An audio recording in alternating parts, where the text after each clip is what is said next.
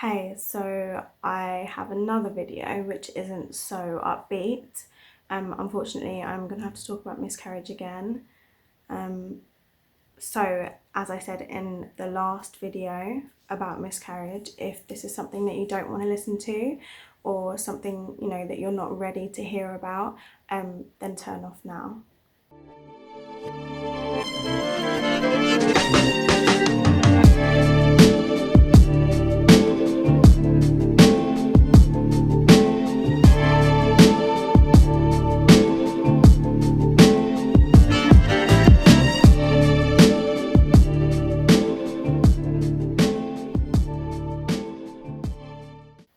Okay, so as I said, I've probably said it in all of my videos, I am trying to do a timeline of what has gone on from when we first started trying to now.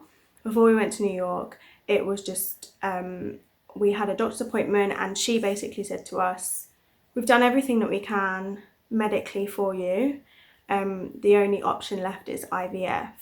I think I've said this before, I am an IVF baby myself, and I know some people who have gone through IVF, so I know how difficult it can be on, your mental and physically really, and emotionally. I mean, I know that it messes with you in so many different ways. So me and Yas spoke about it previously to that appointment, and we said, if IVF is the next step, I think we should wait a little while, only because it was only 3 months, I believe.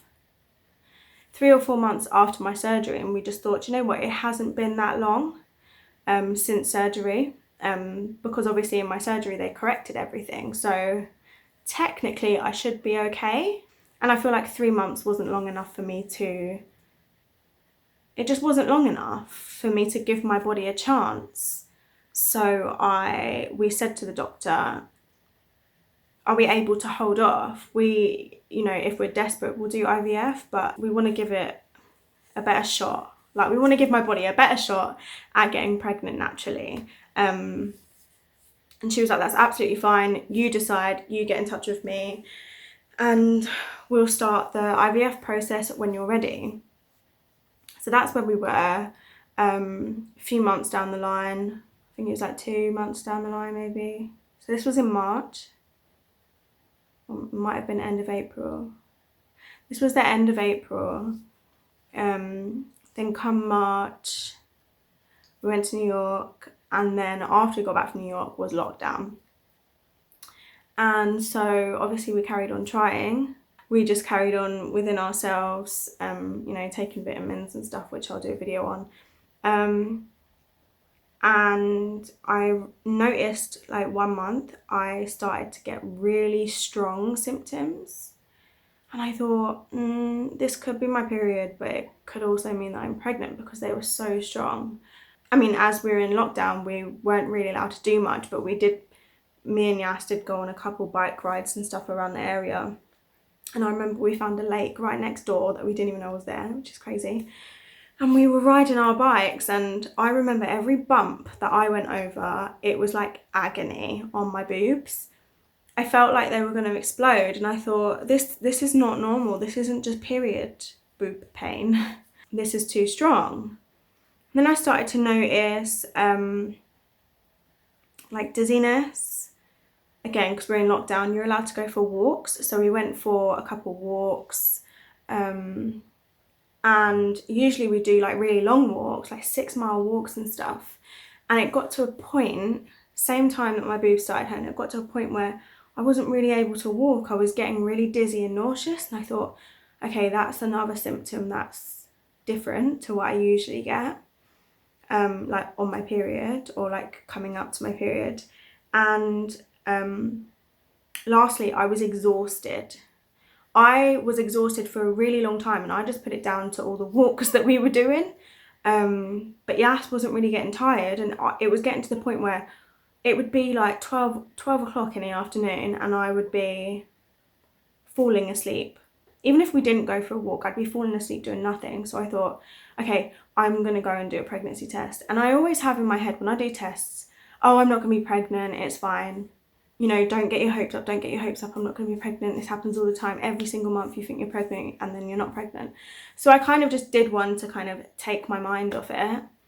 Again, it was early. It was before my missed period. But I did it anyway because I'm so impatient. So I went upstairs. Yeah, I was sitting outside because it was nice and sunny. This is May, by the way. We're in May. So it was really sunny. I think we had really good weather in May, actually. Yeah, so Yas was sitting outside on the garden sofa and I went and did a pregnancy test. And I was kind of just sitting there, like, on my phone, like, not really expecting any results because, you know, it's been a whole year, like a whole year. The last time I got pregnant was in May and I haven't got pregnant since. It has been a whole year since I felt pregnancy again. So that's 12 months, 12 times doing pregnancy tests and they've been negative, or 11. So I was just like, oh, whatever, it's just another paranoid phase from me, thinking that I'm pregnant all the time when actually I'm not. And I just kind of glanced over to the test and I saw a faint line and I was like, oh, straight away my heart dropped and I thought, oh my God, I'm actually pregnant. And it was the only test that we had in the house. And I ran downstairs with it and I said, oh my God, I'm shaking, like, I think I'm pregnant. And Yas was laughing at me and he was like, are you sure? And I was like, no, seriously. And I got him to look at it and he was like, oh. So I was like, you need to go. Like, you need to go and get some pregnancy tests. Like, I was in complete shock. I was like shaking. I didn't even know how to handle the situation. I just sent him out to go and get an array of tests. And he came back with, I can't remember what they were. It wasn't even that long ago. But I can't remember what they were. But he came back with a pack and it had like 2 or 3 different tests. So same brand, but different style of tests. I did those and got faint lines again. And I was like, right. I burst out crying. I think I did a digital. No, sorry, that was it. I sent him out for digital and he came back without digital because he didn't know what the difference was. And he came back with 2 of the ones that come up with lines, but they were different types. So like one that came up with a cross and one that just came up with the line. I did them both and they were faint lines, but they were there. We could both see it. And I said, no, I need a digital. So I sent him out again and I sent him a picture of what a digital test looks like. And he went and got one. And then he came back and I did that and it was there on the test. Now I can't explain how happy I was in that moment. I burst out crying and Yas was like, chill, like just calm down a little bit. And I was like, I can't believe this. So I was really, really, really excited. I mean, we had done several tests and then, yeah, same as last time, we started planning our lives. And it was so weird because of last time, it felt like I was living the pregnancy with like holding my breath. It was like I was so worried about anything happening. But then at the same time, it was like I didn't want to not do things because I didn't want it to be, you know, if it did go full term, I didn't want it to be, I didn't want to not enjoy my pregnancy. I don't want to look back at my pregnancy and all I remember is sadness and being scared and not actually enjoying it and, you know, being too scared to actually even allow ourselves to enjoy it. So we decided, no, you know, whatever happens, grief is grief. Either way, we're going to be sad. You know, if we do lose the baby, we're going to be sad. So whether we enjoy the pregnancy that we have, or if we don't allow ourselves to, we're still, at the end of the day, if it does happen, we're going to feel sad if we miscarry. So that's what we did. We, you know, started getting lists together on the computer, planning the room, measuring out the room, the spare room upstairs. Again, we did it all. We really did so much. And I'll be honest, I think that was important for us to live through it, because even now I don't look back and wish that I hadn't planned everything, because at least it's something that I can kind of remember. It's like, it's not the nicest thing to remember, but I have to be proud of my body for getting pregnant on its own. Like, I wasn't on any tablets last time I was on Clomid. I wasn't on any tablets. I mean, I just had surgery, and it was basically, it's just me now. It's completely natural. I'm not on any tablets or medication or going through any tests or anything. It's just me. So I thought, no, I'm going to live through this. And we both did. And we planned a lot. We decided what the nursery was going to look like. What kind of products we were going to buy, furniture, budget. Like, we were budgeting what we were going to spend, and looking at clothes, and planning baby shower, and not baby shower, like if we were going to do a gender reveal, and how big the gender reveal was going to be, and what we were going to do for it, how we were going to tell people, all that same stuff as last time. And then the dreaded day came, and it was kind of all that time that I felt like I was holding my breath. It was kind of like, okay, well, this is why I was holding my breath. It was like, I don't know how to, so when I say holding my breath, it's more like if I feel anything that could be a cramp, or that could be a sign of miscarriage, it's like I was looking for it. I honestly, it's really hard for me to explain, but it was like, not that I was looking for it, but it was like I was so scared that I was kind of waiting. I was just waiting for a sign that I was going to miscarry, or any twinge I felt, I was thinking, oh, this is it, it's happening again. And eventually that day did come. And I just remember it was really, really early morning.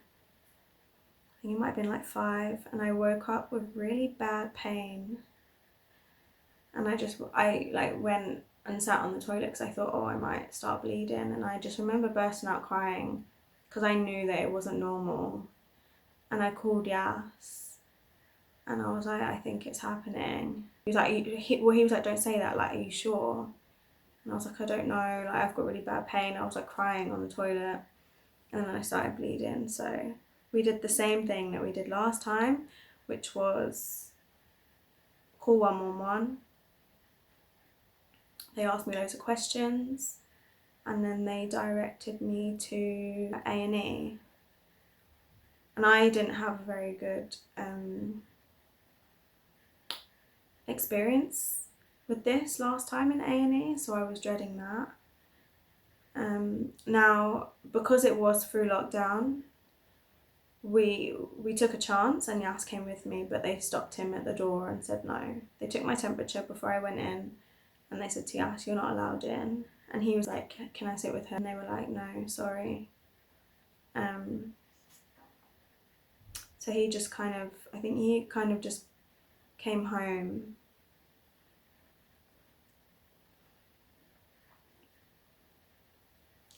And I just kind of sat in the waiting room by myself. It was really empty because obviously coronavirus. It was really scary. I had to kind of sit there in a mask while I was in a lot of pain. And I couldn't have Yas with me, which made it even worse. And I knew what it was, and I just thought, I can't believe I'm here again.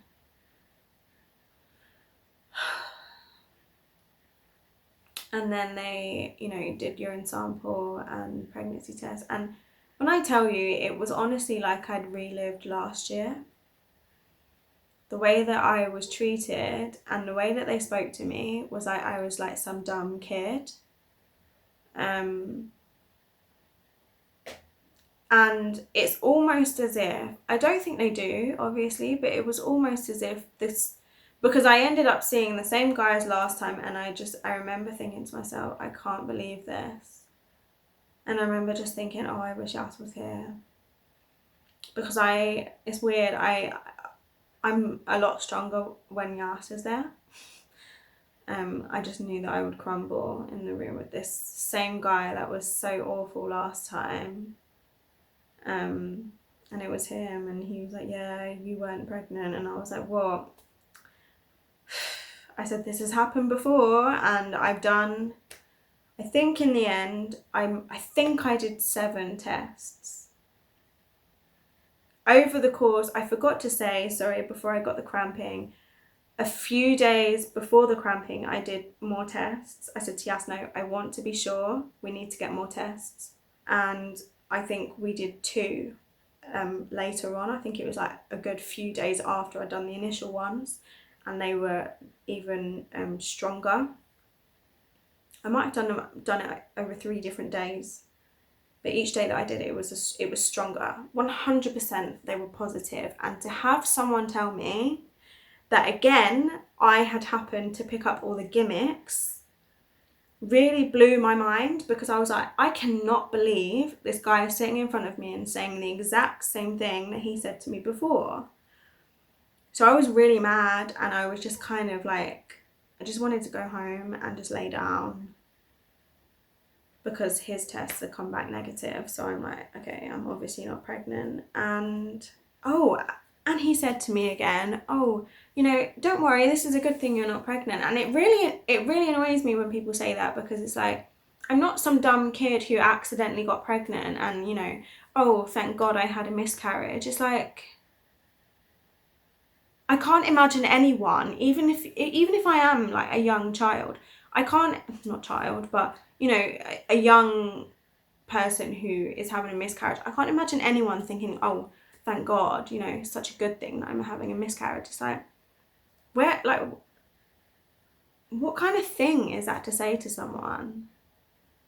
And he said it again. So this is what I mean when I say I'm pretty sure he's on a script, because I was mind blown that he just did it all over again. All of the same steps was just, I just couldn't believe it. And I was so mad, and I was just like, okay, thanks.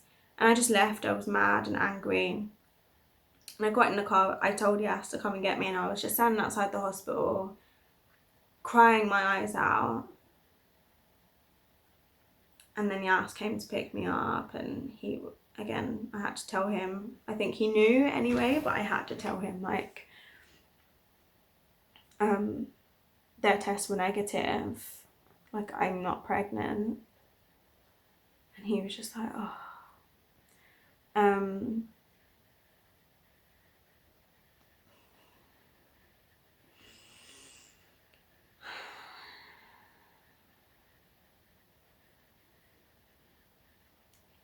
And so the cycle starts again. And you get to the point where you start to think to yourself, oh, I don't know if I can do this anymore. But we're going to persevere and carry on.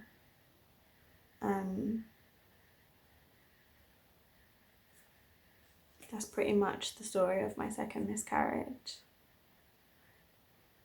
And I'm really hoping that I don't have to do this again.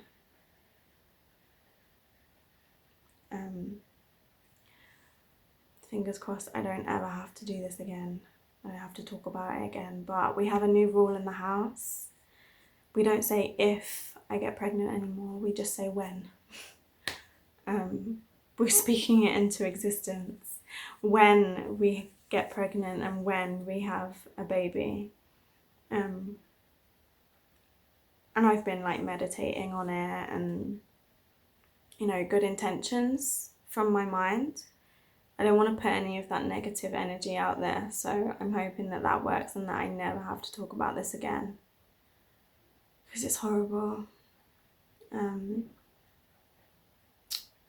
But yeah, that's it. If you have any questions or you want to talk about anything, you can comment down below or DM me if you don't want to talk in public. Also, if you like this video, then please like this video, and if you want to see where my fertility journey or infertility journey takes me, then please subscribe to my channel.